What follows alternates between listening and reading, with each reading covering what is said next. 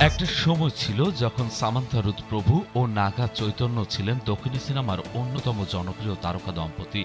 তাদের প্রেমের গল্প ছিল রূপকথার মতো, একসঙ্গে কাজ, বন্ধুত্ব, প্রেম, তারপর রাজকীয় বিয়ে। ভক্তরা তাদের আদর্শ জুটি হিসেবেই দেখতেন। তবে সময়ের নিষ্ঠুরতায় সেই রূপকথার পরিণতি সুখের হয়নি। বিচ্ছেদের ঘোষণার পর থেকেই বারবার আলোচনায় উঠে এসেছে তাদের সম্পর্কের অতীত। প্রথম দিকে নাগা সামান্থার আলাদা হওয়ার খবরে ভক্তদের হৃদয় ভেঙেছিল। তবে জীবন তো থেমে থাকে না, ধীরে ধীরে তারা নিজেদের মতো করে সামলে নিয়েছেন, যদিও সম্পর্কের কিছু চিহ্ন থেকে গিয়েছিল।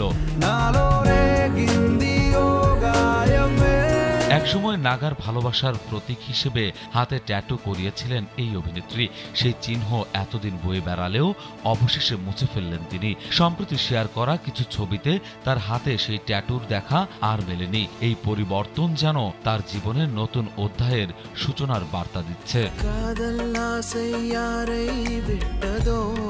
স্যান্ডেলিনা সো, রূপচর্চায় আভিজাত্য।